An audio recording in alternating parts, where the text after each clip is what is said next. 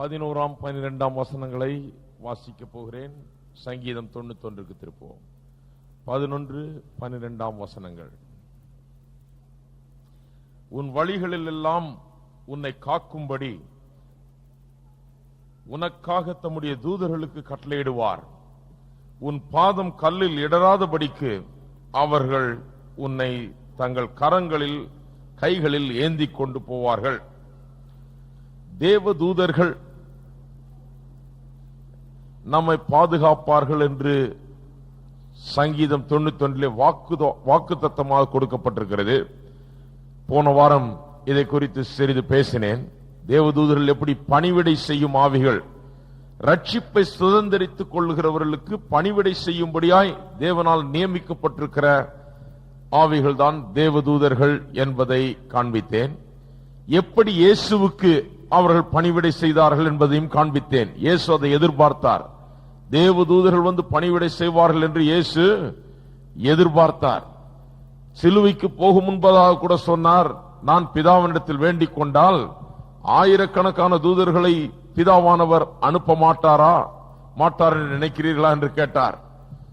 ஆகையால் இயேசு என்ன நினைத்தார்? உண்மையாகவே ஆபத்து நேரத்திலே தேவதூதர்கள் அவருக்கு வந்து உதவும்படியாக, காக்கும்படியாக, கைகளில் ஏந்தும்படியாக அவர் எதிர்பார்க்க முடியும் என்பது அவருக்கு தெரிந்திருந்தது.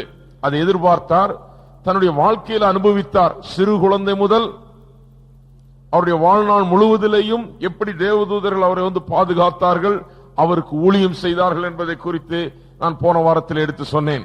இந்த வாரம் இன்னும் சற்று கொஞ்சம் அதிகமாகவே பார்ப்போம். தேவதூதர்கள் நமக்கென்று நியமிக்கப்பட்டிருக்கிறார்கள், நம்மை காக்கும்படியாக தேவதூதர்கள் நியமிக்கப்பட்டிருக்கிறார்கள் என்று வேதவசனம் திட்டவட்டமாய் போதிக்கிறது. இதை அறியாமல் நாம் ஜீவிக்க கூடாது. எபிரேயர் 1ஆம் அதிகாரத்திலே தேவதூதர்களையும் இயேசுவையும் ஒப்பிட்டு பேசிவிட்டு, இயேசு எப்படி தேவதூதர்களை காட்டிலும் பெரியவராயிருக்கிறார் என்பதை பேசிவிட்டு, இப்படிப்பட்ட ஒரு மேன்மையான சுவிசேஷத்தை நாம் ஏற்றுக்கொள்ளாமல் இருந்திருப்பது எப்படி என்பதை குறித்து எபிரேயர் நிருபத்தை எழுதினவர் சொல்லுகிறார். இந்த மேன்மையான சுவிசேஷம், அதிலே என்ன அடங்கி இருக்கிறது? தேவதூதர்களின் பாதுகாப்பும் அடங்கி இருக்கிறது. அவர்கள் மூலமாக வரக்கூடிய மீட்பு, பாதுகாப்பு, அவர்கள் மூலமாக வரக்கூடிய எல்லா விதமான நன்மைகள், இவைகளை நாம் ஏற்றுக்கொள்ள வேண்டும், இவைகளை அறிந்து கொள்ள வேண்டும். திருப்போம் மத்தேயு எழுதின சுவிசேஷம் 18ஆம் அதிகாரம் 10ஆம் வசனம். தேவதூதர்கள் நமக்காக நியமிக்கப்பட்டிருக்கிறார்கள் என்பதை இயேசுவே போதித்தார். நாம் இயேசுவின் வார்த்தைகளை கவனிப்போம். இவைகள் இயேசுவின் வார்த்தைகள். இயேசு சொல்லுகிறார், இந்த சிறியலில் ஒருவனையும் அற்பமாய் எண்ணாதபடிக்கு எச்சரிக்கையாயிருங்கள். சிறு பிள்ளைகளை குறித்து சொல்லுகிறார். சிறு பிள்ளைகளை ஒருவரையும் அற்பமாய் எண்ணாதபடிக்கு எச்சரிக்கையாயிருங்கள். அவர்களுக்குரிய தேவதூதர்கள் பரலோகத்திலே என் பரமபிதாவின் சமூகத்தை எப்போதும் தரிசிக்கிறார்கள் என்று உங்களுக்கு சொல்லுகிறேன். நல்லா கவனிங்க. சிறு பிள்ளைகள், அவர்களை அற்பமாய் எண்ணாதிருங்கள், அவர்களுக்குரிய தேவதூதர்கள். அப்படி என்று சொன்னால் ஒவ்வொரு சிறு பிள்ளைகளுக்கும் என்று தேவதூதர்கள் நியமிக்கப்பட்டிருக்கிறார்கள். அவர்களுக்குரிய தேவதூதர்கள், அவர்களை பாதுகாக்கும்படியாக சொல்லப்பட்டு கட்டளையிடப்பட்டு வைக்கப்பட்டிருக்கிற தேவதூதர்கள் என்பது போல சொல்லப்பட்டிருக்கிறது. அவரவருக்கு ஒரு காவலாளி இருக்கிறது போல அவர்களுக்குரிய தேவதூதர்கள் என்று இயேசு சொல்லுகிறார். அவர்களுக்குரிய தேவதூதர்கள் பிதாவின் சமூகத்தில் எப்போதும் அவருடைய முகத்தை தரிசிக்கிறார்கள் என்று உங்களுக்கு சொல்லுகிறேன் என்று சொல்லுகிறார். எந்த சந்தர்ப்பத்தில் இது சொன்னார் என்று பார்த்தால், அது சிறு பிள்ளைகளுக்கு மட்டுமல்ல, சிறு பிள்ளையை போல விசுவாசிக்கிற ஒவ்வொருவனுக்கும் தேவதூதர்களுடைய பாதுகாப்பு இருக்கிறது என்பதை விளங்கும். முதல் வசனத்திலிருந்து பார்ப்பீர்கள் என்றால் நாம் வாசிக்க போகிறதில்லை. அவர் என்ன சொல்லுகிறார்? பரலோக ராஜ்யத்தில் எவன் பெரியவனாயிருப்பான் என்பது அவருடைய கேள்வி. அந்த கேள்விக்கு பதில் அளிக்கும்படியாக என்ன பண்ணுகிறார்? ஒரு பிள்ளையை தம்மிடத்தில் அழைத்து அதை அவர்கள் நடுவே நிறுத்தி, யார் பெரியதா இருப்பான் கேட்கிற அந்த சீஷர்கள் மத்தியில் ஒரு சிறு பிள்ளையை நிறுத்தி, நீங்கள் மனம் திரும்பி பிள்ளைகளைப் போல ஆகாவிட்டால், இந்த சிறு பிள்ளைகளைப் போல ஆகாவிட்டால் பரலோக ராஜ்யத்தில் பிரவேசிக்க மாட்டீர்கள் என்று மெய்யாகவே உங்களுக்கு சொல்லுகிறேன் என்றார். மனம் திரும்பி, உங்களுடைய கடின இருதயம் நீங்கி மனம் திரும்பி ஒரு சிறு பிள்ளையை போல விசுவாசிக்க கூடிய, தேவனை நம்பக்கூடிய ஒரு இருதயம் உங்களுக்கு தேவை. அப்படி நம்பினால், விசுவாசித்தால் ஒளிய நீங்கள் தேவனுடைய ராஜ்யத்தில் பிரவேசிக்க மாட்டீர்கள் என்று சொல்லுகிறார். அதை சொல்லிவிட்டு தான் பிறகு என்ன சொல்லுகிறார்? இந்த சிறு பிள்ளைகளை ஒருபோதும் அற்பமா எண்ணாதீர்கள், அவர்களுக்குரிய தேவதூதர்கள் பிதாவின் சமூகத்தில் எப்போதும் அவரை தரிசித்துக் கொண்டிருக்கிறார்கள் என்று சொல்லுகிறார். அப்ப என்ன அர்த்தம்? சிறு பிள்ளைகளுக்கு மட்டும் தேவதூதர்கள் அல்ல, சிறு பிள்ளைகளை போல விசுவாசிக்கிறவர்கள். நான் ஏற்கனவே சொல்லி இருக்கிறேன், கர்த்தர் நம்மை சுற்றி வேலி போட்டு காக்கிறார் என்று. அந்த வேலி எப்படி நிக்குது? விசுவாசித்தால் தான் அந்த வேலி நிக்குது. விசுவாசம் என்னும் சக்தி தான் அந்த வேலியை இயங்க வைக்கிறது. விசுவாசம் இல்லைன்னா அந்த வேலி இருந்து பிரயோஜனம் இல்லை. யார் வேணா உடைச்சுக்கிட்டு உள்ள வரலாம். நம்முடைய விசுவாசம் தான் அந்த வேலியிலே வருகிற சத்துருவை தடுத்து நிறுத்துகிறது, பிசாசை வெளியே நிறுத்துகிறது. என்ன? விசுவாசம் தான். அதுபோலவே தான் தேவதூதர்களின் பாதுகாப்பும். தேவதூதர்களுடைய பாதுகாப்பு யாருக்கு? சிறு பிள்ளையை போல தேவனை விசுவாசித்து நம்பி இருக்கிறவர்களுக்கு அந்த பாதுகாப்பு. எத்தனை பேர் இன்றைக்கு சிறு பிள்ளைகளை போல தேவனை விசுவாசிக்கிறவர்கள், நம்புகிறவர்கள்? விசுவாசிக்கிறவர்கள், நம்புகிறவர்களுக்கு தேவனுடைய பாதுகாப்பு இன்றைக்கு கொடுக்கப்பட்டிருக்கிறது. நாமும் மனம் திரும்பி சிறு பிள்ளைகளை போல தேவனை விசுவாசித்து அவரை நம்பி அவர் மீது நம் நம்பிக்கை வைத்திருப்போம் என்றால், தேவதூதர்கள் நம்மையும் காக்கிறார்கள், நமக்குரிய தேவதூதர்கள் நியமிக்கப்பட்டிருக்கிறார்கள் என்பது வேத வசனத்தின் சத்தியம். இன்னொரு வசனத்தை காண்பிக்கிறேன். யாத்திராகமம் 23ஆம் அதிகாரம், பழைய ஏற்பாட்டிலே இது பார்க்கிறோம். இங்கேயும் தேவதூதர்கள் தேவனுடைய மக்களுக்காக நியமிக்கப்பட்டார்கள் என்பதை பார்க்கிறோம். 23ஆம் அதிகாரம் 20ஆம் வசனம். யாத்திராகமம் 23ஆம் அதிகாரம் 20ஆம் வசனம். தேவன் இஸ்ரவேல் மக்களை எகிப்தின் அடிமைத்தனத்திலிருந்து வரவழைத்து அவர்களை வெளியே கொண்டு வந்து இப்பொழுது வனாந்தரத்தின் ஊடாக வாக்குத்தத்தம் பண்ணப்பட்ட தேசத்துக்கு கொண்டு போக அவர்களை ஆயத்தம் பண்ணுகிறார். பிரயாணத்துக்கு அவர்கள் தயாராகிறார்கள். வனாந்தரத்தை கடந்து தேவன் அவர்களுக்காக வைத்திருக்கிற வாக்குத்தத்தம் பண்ணப்பட்ட தேசத்திற்கு போய் சேரப்போகிறார்கள். அதற்கு ஆயத்தம் பண்ணும்போது தேவன் சொல்லுகிறார், வழியில் உன்னை காக்கிறதற்கும். வார்த்தைகளை கவனிங்க. மோசேதான் சங்கீதம் 91 எழுதுகிறார். ஆகையால் தான் அவர் சொல்லுகிறார், உன்னை காப்பதற்காக தேவதூதர்களுக்கு கட்டளையிட்டிருக்கிறார் என்று. ஏன்னா மோசேக்கு அனுபவம் இருக்கிறது. ஏற்கனவே தேவதூதர்கள் காத்திருக்கிறார்கள், காக்கும்படியாக கட்டளையிடப்பட்டிருக்கிறார்கள். தேவனுடைய ஜனங்களுக்கு முன்பதாக தேவதூதர்கள் சென்றார்கள், அவர்களை பாதுகாக்கிறார்கள் என்பத அனுபவம் மோசே அவர் தன்னுடைய வாழ்க்கையிலே வாழ்நாள் முழுவதும் அனுபவித்திருக்கிறார். அவர்தான் 91ஆம் சங்கீதத்தை எழுதுகிறார். அவர் சொல்லுகிறார், தேவதூதர்கள் உங்களை காக்கும்படியாக, உங்கள் வழிகளில் காக்கும்படியாக தேவதூதர்களுக்கு ஆண்டவர் கட்டளையிட்டிருக்கிறார் என்று சொல்லுகிறார். ஏன்? அவருக்கு தெரியும். எப்படி தெரியும்? இங்கே பாருங்கள், வழிகளில் உன்னை காக்கிறதற்கும், நான் ஆயத்தம் பண்ணின ஸ்தானத்திற்கு அல்லது இடத்திற்கு உன்னை கொண்டு போய் சேர்க்கிறதற்கும், இதோ நான் ஒரு தூதனை உனக்கு முன்னே அனுப்புகிறேன்.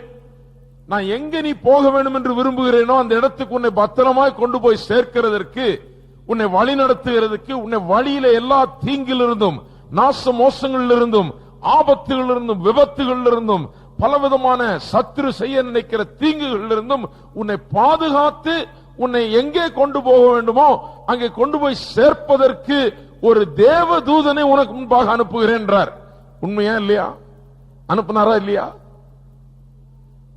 தேவதூதனை உனக்கு முன்பாக அனுப்புகிறேன் என்றார். இன்றைக்கு கிறிஸ்துவின் சபையாகிய விசுவாசிகளுக்கும் முன்பதாக நாம் போய் செல்ல வேண்டிய இடத்தை, நம்முடைய சுதந்திரங்களை அனுபவிக்கும்படியாக, நாம் நன்றாக வாழும்படியாக, நாம் காக்கப்படும்படியாக இன்றைக்கு அவர் தேவதூதர்களை அனுப்புகிறார் என்பது உண்மையே.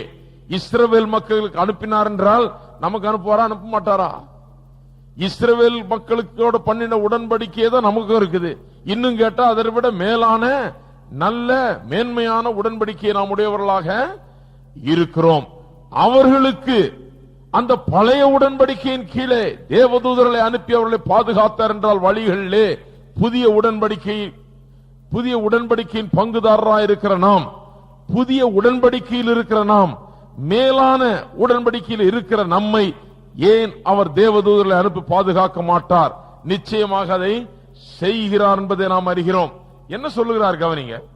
உன் வழிகளில் உன்னை காக்கும்படிக்கு, அந்த காக்கும்படிக்கு என்கிற வார்த்தை எபிரேய மொழியிலே எப்படி வந்திருக்கின்ற என்றால் வேலி போட்டு காக்க என்கிற அர்த்தத்திலே தான் வந்திருக்கு. To hedge about, to chord, to protect, to attend to, to observe, preserve and watch என்ற ஆங்கிலத்திலே அகராதியிலே சொல்லி வைத்திருக்கிறார்கள்.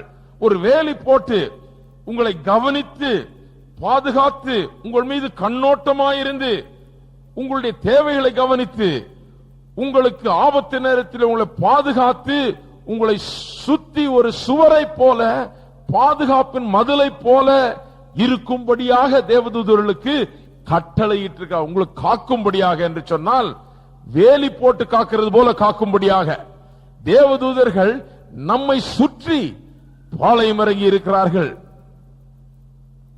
சங்கீதக்காரன் சொல்லுகிறார் 34ஆம் சங்கீதத்திலே, the angel of the Lord encamps around them that fears him.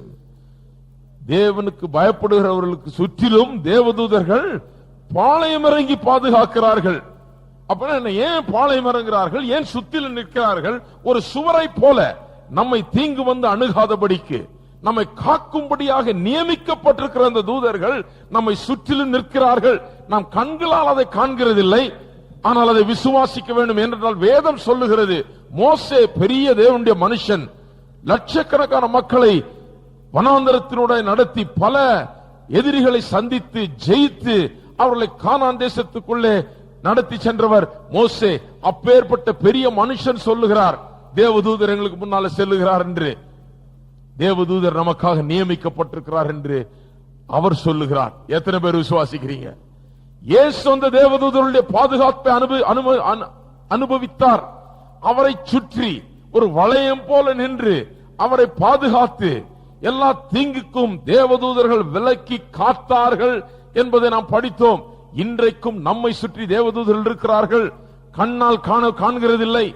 போய் எப்பாவது தேவதூதனை பார்க்கணும்னு உபவாசம் எடுத்து ஜெபிக்காதீங்க, அது ரொம்ப தப்பு. தேவதூதனை பார்க்க வேணும்னு அவசியம் இல்ல. ரொம்ப ஜெபிச்சீங்கன்னா ஏதாவது ஒண்ணு பாப்பீங்க, அப்புறம் மூளையை குழம்பிடும். அதனால அந்த மாதிரி வேண்டாத ஜெபத்தெல்லாம் பண்ணணும். ஆண்டவரே ஒரே ஒரு தேவதூதனை காண்பியும், ஒரே ஒரு தடவை காமியும், ஜெபம்லாம் வேண்டியதில்லை. என்ன பண்ண வேண்டும்? ஆண்டவரே என்னை சுற்றிலும் தேவதூதர்கள் வளையம் போட்டு பாளையம் இறங்கி மதில் சுவரை போல வேலியிட்டு என்னை காக்கிறார்கள்.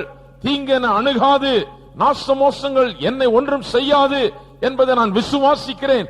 தேவதூதர்களை என்னை சுற்றி நிறுத்தி இருக்கிறபடியால் உமக்கு ஸ்தோத்திரம் என்று அப்படி நம்பி விசுவாசித்து ஆண்டவரை ஸ்தோத்திரிக்க வேணும். எத்தனை பேர் ஆண்டவரை ஸ்தோத்திரிக்கிறீங்க?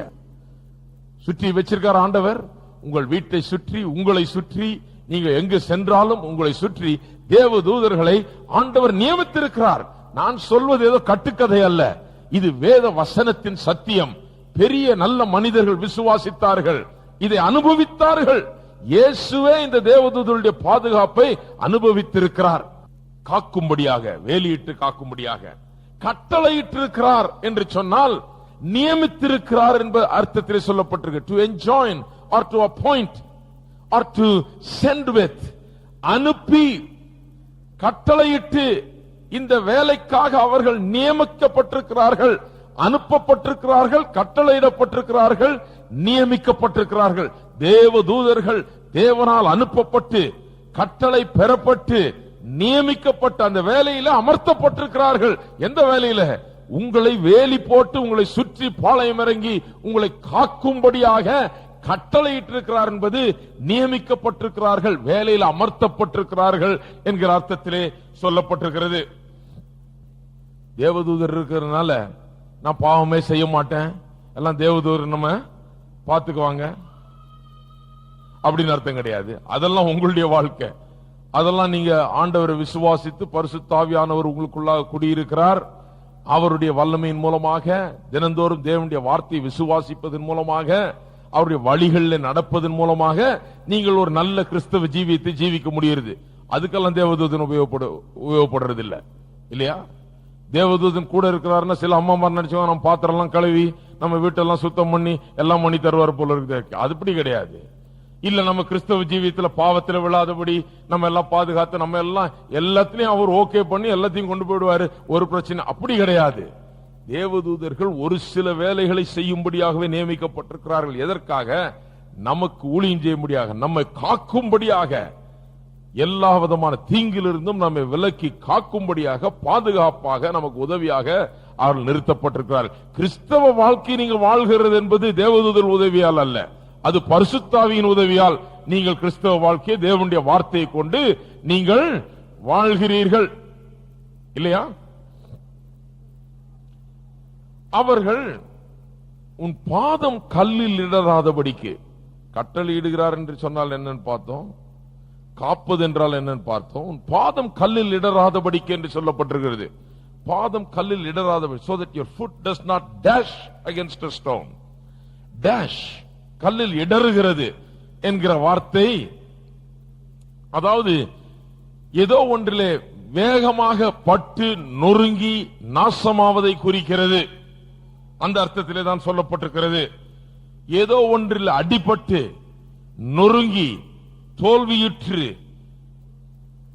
நாசப்படுத்தப்படுவதை குறித்து அது சொல்லப்பட்டிருக்கிறது. அப்படிப்பட்ட ஒரு காரியம் நமக்கு நேராதபடிக்கு தேவதூதர்கள் நம்மை காக்கிறார்களாம். எப்படி காக்கிறார்கள்? கல்லில் இடராதபடிக்கு என்று சொன்னால் நாசமாகாதபடிக்கு, நொறுங்காதபடிக்கு, அழிந்து போகாதபடிக்கு காக்கிறார்கள். எப்படி காக்கிறார்கள்? கைகளில் ஏந்தி காக்கிறார்களாம். இந்த கைகள் என்கிற வார்த்தை எபிரேய மொழியிலே, இந்த பழைய ஏற்பாட்டிலே எல்லா இடத்திலும் கைகள் வருது, அதுல வர்ற வார்த்தை அல்ல, இது ஒரு விசேஷமான வார்த்தை.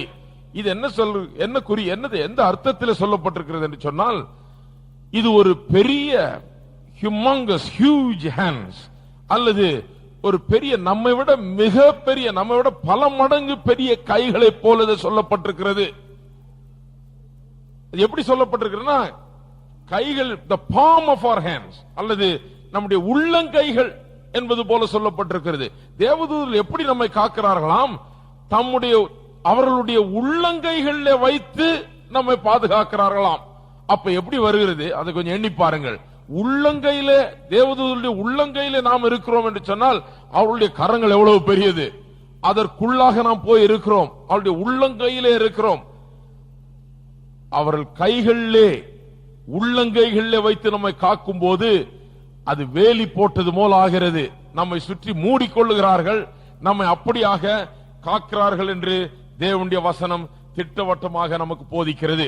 இப்பொழுது தேவனுடைய தூதர்கள் எப்படி நமக்கு வந்து கிரியை செய்யும்படியாக நாம் செய்யலாம், நமக்காக அவர்கள் வேலை செய்யும்படியாக, நமக்காக ஊழியம் செய்யும்படியாக, நமக்கு உதவும்படியாக தேவதூதர்களுடைய உதவியை எப்படி நாம் பெற்றுக் கொள்ளலாம்? தேவதூதர்கள் இருக்கிறார்கள், உதவி செய்ய ஆயத்தமா இருக்கிறார்கள், நியமிக்கப்பட்டிருக்கிறார்கள், காப்பார்கள், ஏந்துவார்கள், கைகளிலே சேதப்படுத்தாதபடி காத்துக் கொள்வார்கள், கட்டளை பெற்றிருக்கிறார்கள், அந்த வேலையை செய்யும்படியாக தேவதூதர்கள் நின்று கொண்டிருக்கிறார்கள். ஆனால் எப்படி அவருடைய உதவியை நாம் பெற்றுக் கொள்ளலாம் என்பது இன்னொரு கதை, அதை தான் சொல்ல போகிறேன்.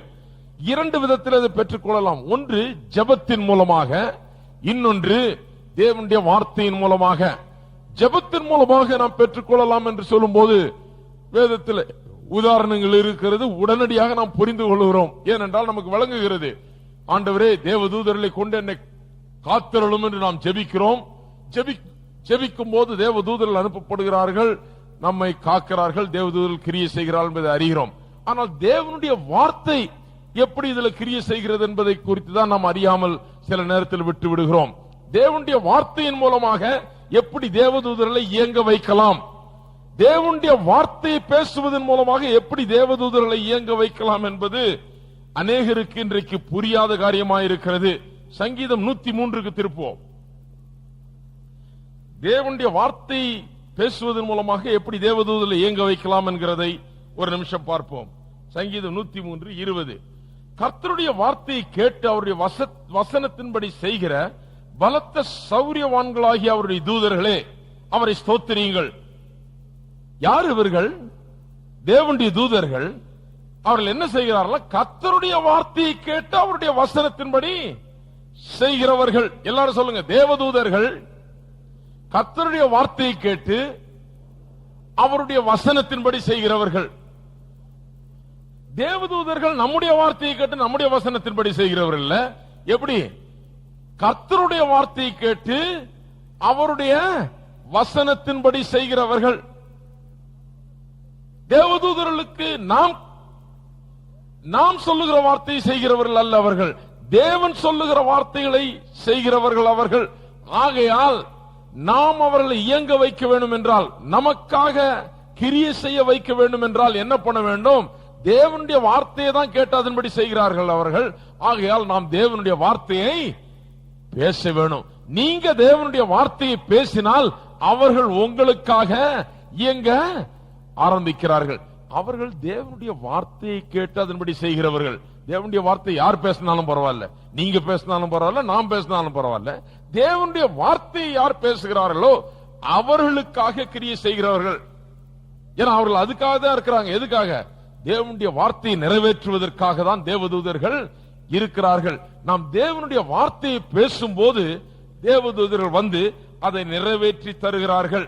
மறுபடியும் யாத்திராவும் 23ஆம் வசனத்துக்கு 23ஆம் அதிகாரத்துக்கு திருப்போம். ஒரு காரியத்தை சொல்லுகிறேன். அங்க தேவதூதர்களை நமக்காக நியமிக்கப்பட்டிருக்கிறார்கள். கர்த்தருடைய வார்த்தையை கேட்டு அதன்படி அவர்கள் செய்கிறவர்கள்.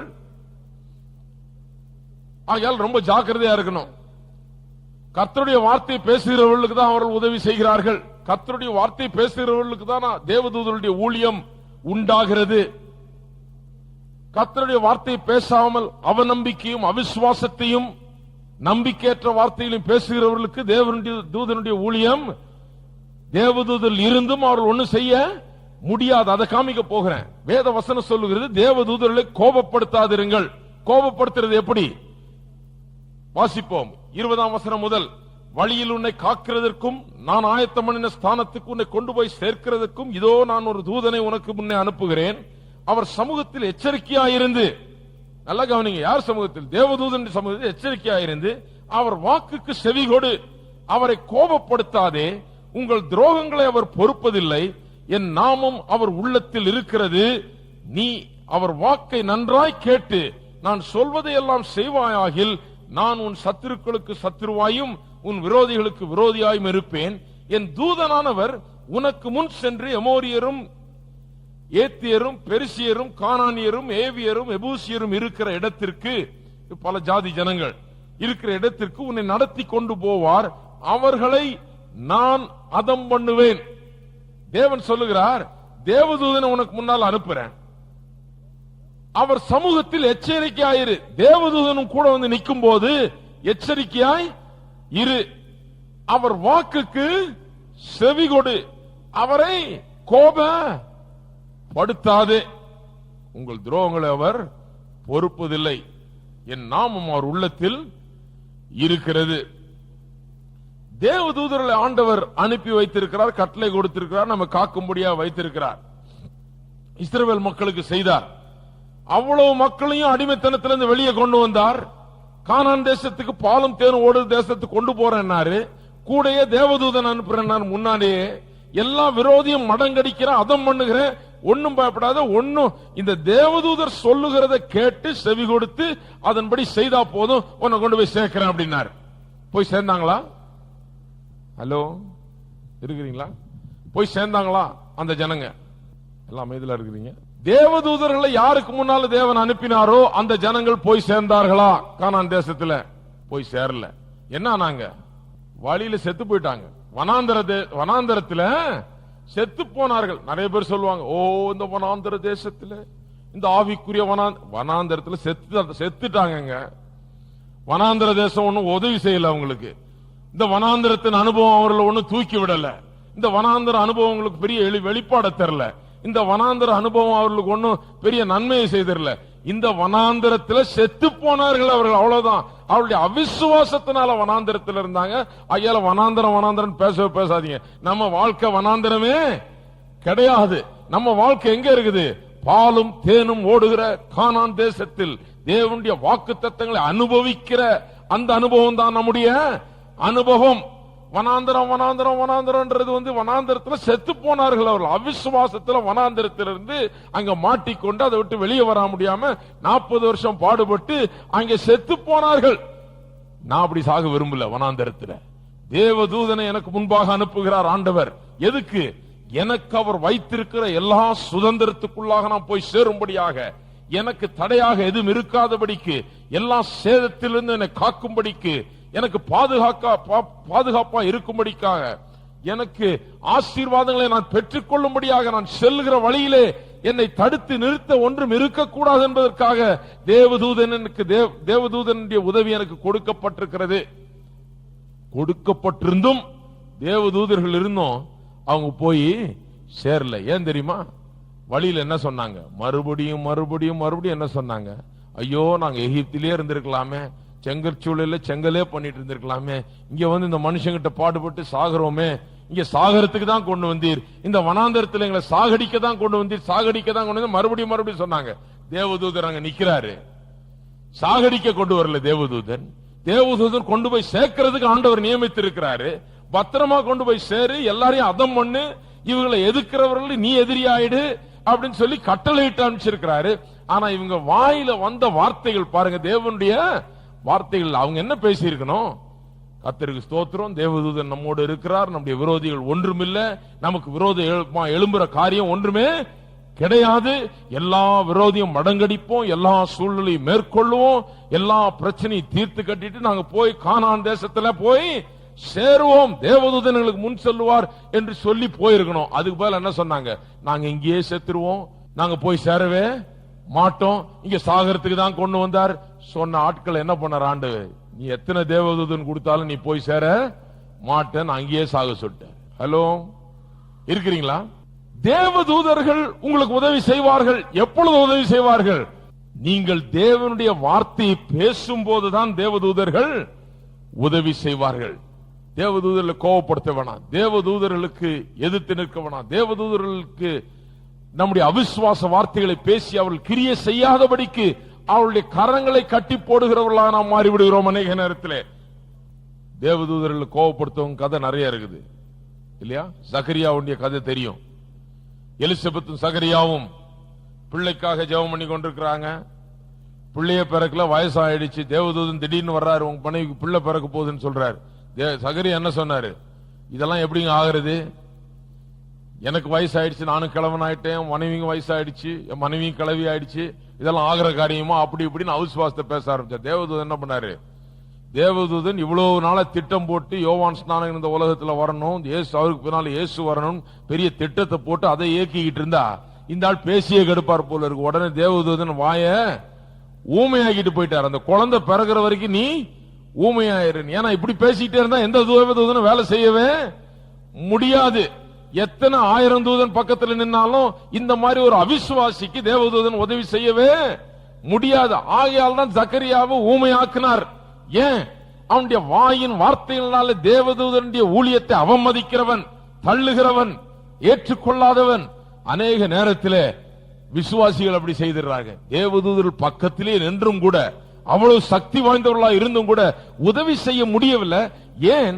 அவருடைய அவிசுவாசத்தின் வார்த்தைகள் தேவதூதர்கள் உதவி செய்ய முடியாமல் அவர்களை தடுத்து விடுகிறது. மறுபடியும் சங்கீதம் 103க்கு திருப்போம். சங்கீதம் 103ல என் ஆத்துமாவே கர்த்தரை ஸ்தோத்திரியோட நிறுத்திடுறோம். நம்ம அதை தாண்டி போனீங்கன்னா தான் அற்புதமான வசனங்கள்லாம் வருது. இன்னும் இல்லைங்களா? கடகடன் என் ஆத்துமாவே கர்த்தரை ஸ்தோத்திரேன், முழு உள்ளமே பரிசுத்த நாமத்தை ஸ்தோத்திரேன்னு சொல்லி நிறுத்திடாதீங்க. 20ஆம் வசனம் வரைக்கும் போவாங்க. அங்க இன்னும் பிரமாதமான காரியம்லாம் இருக்குது. 20ஆம் வசனம், கர்த்தருடைய வார்த்தையை கேட்டு அவருடைய வசனத்தின் படி செய்கிற பலத்த சௌரியவான்களாகிய அவருடைய தூதர்களே, அவரை ஸ்தோத்திரியுங்கள். கர்த்தருக்கு பிரியமானதை செய்து அவர் பணிவிடைக்காரராக இருக்கிற அவருடைய சர்வ சேனைகளே, அவரை ஸ்தோத்திரியுங்கள். தேவதூதர்களை குறித்த விவரம் இது. கர்த்தருடைய வார்த்தையை கேட்டு, ஆங்கிலத்தில் ரொம்ப அழகா கேட்டிருக்குது, they hear the voice of God's word என்று சொல்லி, தேவனுடைய வார்த்தையினுடைய சத்தத்தை கேட்கிறார்கள் என்று சொல்லி. இது தேவனுடைய வார்த்தை இல்லைங்களா? இது தேவனுடைய வார்த்தை. இதை எவ்வளவு காது கிட்ட வச்சாலும் இது சத்தம் போடுமா? இது ஹலோ, காது கிட்ட நல்லா ஒத்தி வச்சு பாருங்க, சத்தம் கத்த ஏதாவது கேக்குதான்னு. ஒண்ணு சத்தமே கேட்காது. இது தேவனுடைய வார்த்தை தான், பரிசுத்தமான வார்த்தை, வல்லமை நிறைந்த வார்த்தை. இது எவ்வளவு காது கிட்ட வச்சு, எவ்வளவு ஆம்பிளிஃபயர் வச்சு, மைக் வச்சாலும் காது இது ஒண்ணு சத்தம் போட போறது கிடையாது. இது தேவனுடைய வார்த்தை. ஆனா தேவதூதர்கள் தேவனுடைய வார்த்தை கேட்க வேண்டும். ஆங்கிலத்தில் hear the voice of his word, அவருடைய வார்த்தையின் சத்தத்தை கேட்க வேணும். வார்த்தை இருந்தா போதாது, இந்த வார்த்தையின் சத்தம் தேவதூதருடைய காதிலே விழ வேண்டும். எப்படி விழும்? வார்த்தை இருக்குது, இந்த வார்த்தை சத்தம் போட போறது இல்ல. நாம அந்த வார்த்தையை எடுத்து வாயில போட்டு பேசி சத்தம் போட்டாதான் இந்த வார்த்தை என்ன பண்ண போகுது? தேவதூதருடைய காதுகளுக்கு எட்ட போகிறது. இல்லைங்களா? எத்தனை பேருக்கு வழங்குது? இந்த வார்த்தை ஒண்ணும் பண்ண போறதில்ல. இந்த வார்த்தையை நாம் எடுத்து பேசும்போது தேவதூதர்களுக்கு அது கேட்கிறது. தேவனுடைய வார்த்தைகளை கேட்டு, எல்லாரும் சொல்லுங்க, தேவனுடைய வார்த்தைகளை கேட்டு. எப்ப கேட்க போகிறாருங்க? இந்த வசனத்தை வச்சு நீங்க வாஸ்து வாஸ்து ஷெல்ஃப்ல வச்சிட்டு இருக்க வரைக்கும் கேட்க போறது இல்ல. இந்த வார்த்தையை எடுத்து உங்களுடைய வாயில போட்டு நீங்கள் பேசும்போது தேவதூதர்கள் இந்த வார்த்தையை கேட்கிறார்கள். கேட்ட உடனே தான் கிரியை செய்ய ஆரம்பிக்கிறார்கள். சத்தத்தை நீங்க கொடுக்கணும். வார்த்தை ஆண்டவர் கொடுத்துட்டாரு, சத்தம் யார் கொடுக்கிறது? எல்லாரும் சொல்லுங்க பாப்போம், கையை வைத்துட்டு சொல்லுங்க. வார்த்தை இடத்துல இருக்கிறது. பைபிளை தூக்கி சொல்லுங்க, வார்த்தை இங்கே இருக்கிறது. சத்தம் நான் கொடுக்கிறேன். அவருடைய வார்த்தைக்கு சத்தத்தை நான் கொடுக்கிறேன். இந்த வார்த்தை இருந்தா போதாது, இந்த வார்த்தையினுடைய சத்தத்தை தேவதூதர்கள் கேட்க வேண்டும். பிறகுதான் தேவதூதர்கள் கிரியை செய்ய முடியும். கேட்டா என்ன செய்வாங்க தேவதூதர்கள்? என்ன செய்கிறார்கள் தேவதூதர்கள்? அவருடைய கட்டளையின்படி அவர்கள் செய்கிறார்கள். அவருடைய கட்டளையின்படி அவர்கள் செய்கிறார்கள். எப்படி செய்கிறார்கள்? கட்டளையின்படி தேவனுடைய வார்த்தையின் சத்தத்தை கேட்டு அவருடைய கட்டளையின்படி, அவருடைய வசனத்தின்படி செய்கிறார்கள்.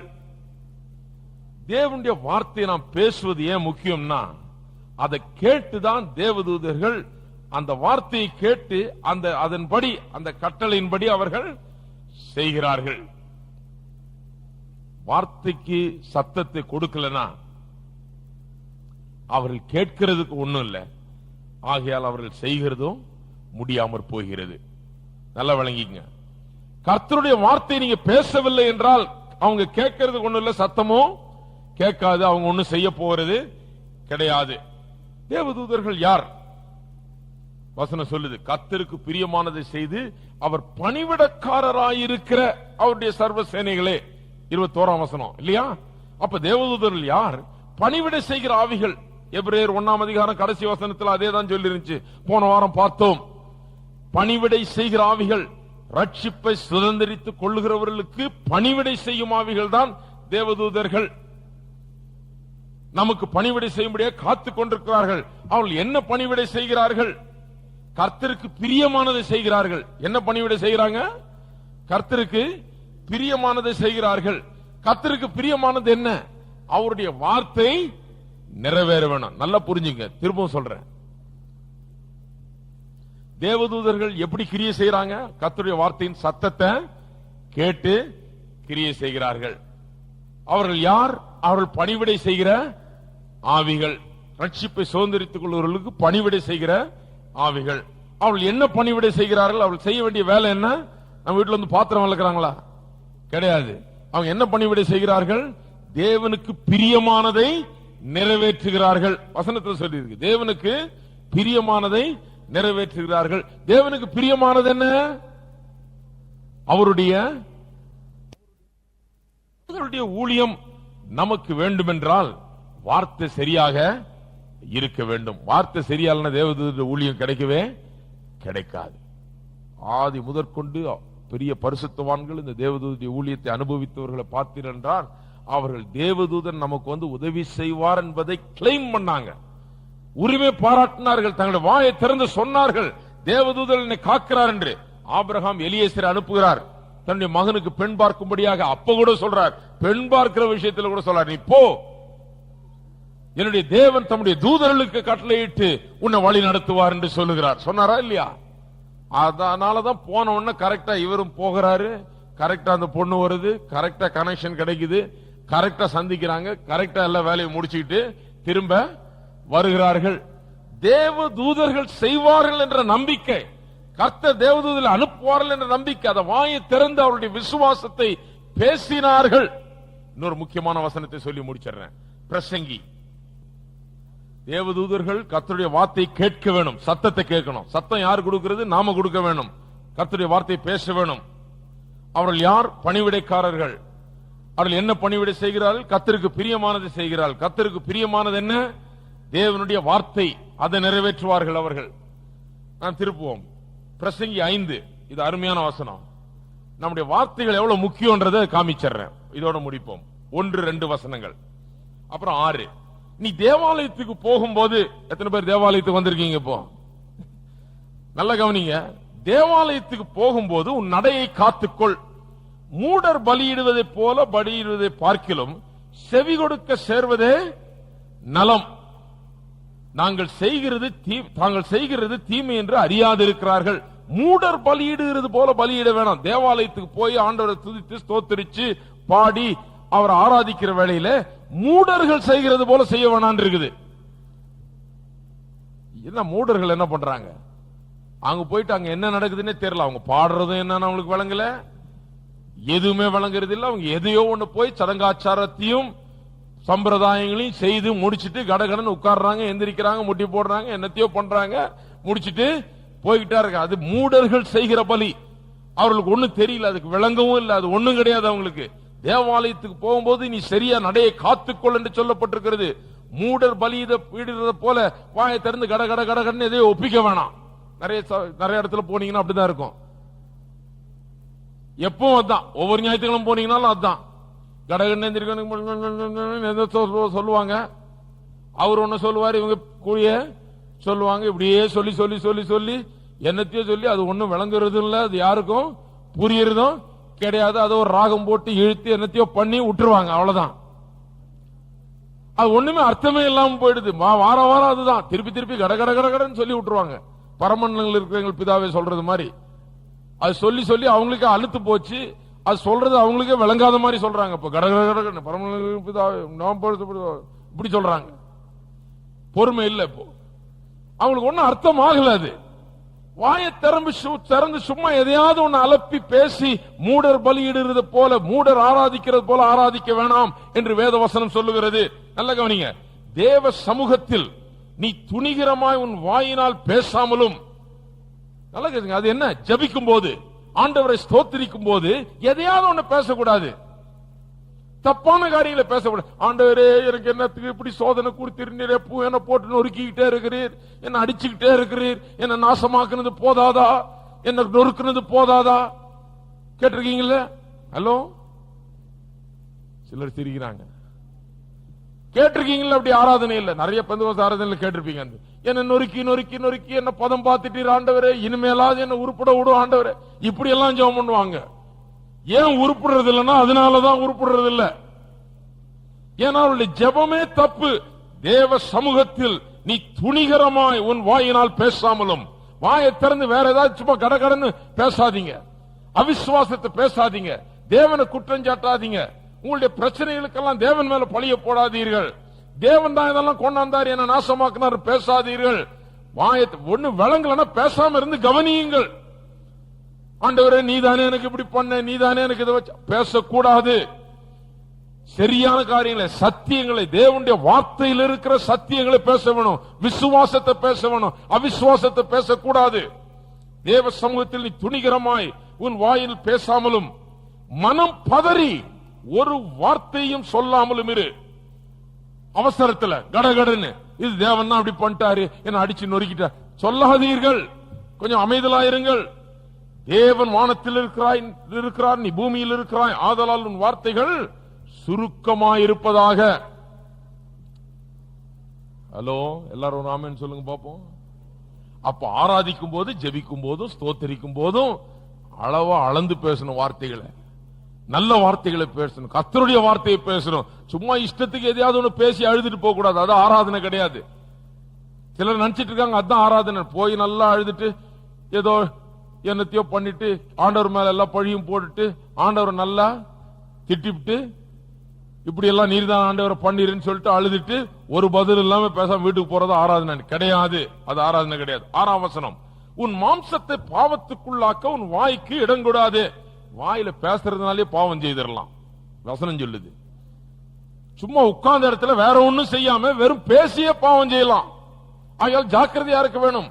வாய் பாவம் செய்யும்படி உனக்கு இடம் கொடுக்காது என்று சொல்லுகிறது. அது புத்தி பிசகினால் செய்தது என்று தூதனுக்கு முன்பாக, எல்லாரும் சொல்லுங்க, எல்லாரும் கூட சொல்லுங்க, அது புத்தி பிசகினால் செய்தது என்று தூதனுக்கு முன்பாக சொல்லாத.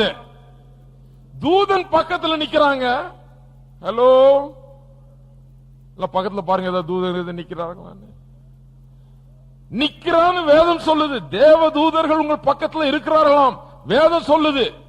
அது புத்தி பசங்கனால் நான் தப்பா பேசிட்டேன்னு சொல்லாத. தேவதூதர் பொறுத்துக் கொள்ள மாட்டார்கள். தேவதூதர்கள் பக்கத்திலே நிற்கிறார்கள் என்று அறிந்து ஜாக்கிரதையாய் பேசு என்று வேதவசனம் சொல்லுகிறது. சுருக்கமா பேசு என்று வேதவசனம் சொல்லுகிறது. கர்த்தருடைய வார்த்தையை பேசு என்று தேவவசனம் சொல்லுகிறது. தேவதூதர் பக்கத்தில் நிக்கிறாங்க. பேசுறத பேசிவிட்டு என் புத்தி பேசுகிறனால அப்படி பேசுறது தெரியாம பேசிட்டேன்னு சொல்லாதீர்கள். தேவதூதர் ஆண்டவர் இல்ல, அவர் பொறுத்துட்டு இருக்க மாட்டார். நீங்க சொல்றதுதான் தேவதூதன் செய்வார். தேவதூதனுக்கு முன்பா என்ன சொல்லாத, நான் புத்தி பசங்கனால அப்படி பேசிட்டேன்னு சொல்லாத. எத்தனை பேர் நினைக்கிறீங்க தேவதூதன் பக்கத்திலே இருக்கிறார்? இன்னைக்கு வீட்டுக்கு போகும்போது அதை யோசிச்சுட்டு கூடவே தேவதூதன் வருகிறார், உங்களை சுற்றி நின்று பாதுகாக்கிறார். உங்களையும் உங்கள் பிள்ளைகளையும் உங்கள் வீடுகளையும் உங்கள் குடும்பங்களையும் பாதுகாக்கிறார். தேவதூதர் உங்கள் கூட இருந்து பாதுகாக்கிறார்கள். எத்தனை பேர் அதை விசுவாசிக்கிறீங்க? அப்படி தேவதூதர் கூடயே இருக்கிறதுனால தேவதூதர்கள் எப்படி வேலை செய்வாங்க? உங்களுக்கு தேவனுடைய வார்த்தையை நீங்க வாயை திறந்து பேசும்போது அவர்கள் வேலை செய்வார்கள். கர்த்தர் தம்முடைய தூதர்களுக்கு கட்டளையிட்டிருக்கிறார், என்னை பாதுகாப்பார், என்னை பராமரிப்பார், என்னை ஆபத்திலிருந்து நீக்கி விலக்கி காப்பார் என்று நீங்க சொல்லும் போது அதை அவர்கள் செய்கிறார்கள்.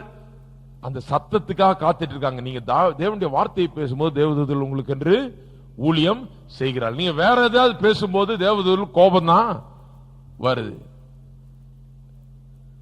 தேவதூதர்கள் நிற்கிறார்கள் என்று அறிந்து அப்புறம் புத்தி பசங்கனால பேசினா அப்படி பேசின அப்படி பேசணும் சொல்ல வேண்டியதே இல்லை. தேவதூதர்கள் நிற்கிறார்கள் என்று அறிந்து ஜாக்கிரதையா நாம் பேசுவோம். தேவனுடைய வார்த்தையை நாம் பேசுவோம். அன்றாடம் நமக்காக தேவதூதர்கள் கட்டளையிடப்பட்டிருக்கிறார்கள் நம்மை காக்கும்படியாக. எல்லாரும் எழுந்து நிற்போம்.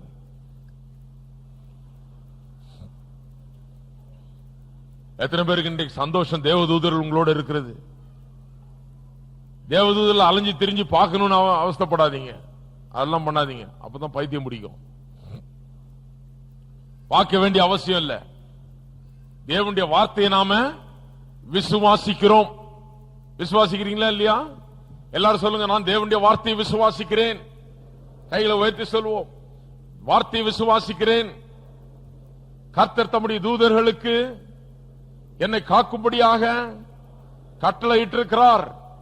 என்னை சுற்றி பாளையம் இறங்கி சுவரை போல நின்று வேலையிட்டு காக்கிறார்கள். பாதம் கல்லில் இடராதபடி, நான் நொறுங்கி போகாதபடி, நாசமோசங்கள் நேரிடாதபடி தேவதூதர்கள் என்னை காக்கிறார்கள். அவர்கள் பாதுகாப்பு எனக்கு எப்போதும் இருக்கிறது. எனக்கு முன்னே தேவதூதர்கள் செல்லுகிறார்கள். நான் பத்திரமாக இருக்கிறேன். கிறிஸ்துவுக்குள் இருக்கிறேன். அவருடைய நிழலில் வாழ்கிறேன். ஹல்லேலூயா. கரங்களை உயர்த்தி நாம் கர்த்தரை ஸ்தோத்திரிப்போம். ஸ்தோத்திரம், ஸ்தோத்திரம் கர்த்தாவே, ஸ்தோத்திரம் தேவனே, ஸ்தோத்திரம். இன்னும் ஒரு காரியம் சொல்லுங்க. ஆண்டவரே, இந்நாள் முதல் தேவதூதர்கள் எனக்கு உதவி செய்யாதபடி தடுத்து நிறுத்தக்கூடிய வார்த்தைகளை நான் பேசியிருப்பேன் என்றால் அதை எனக்கு மன்னியும்.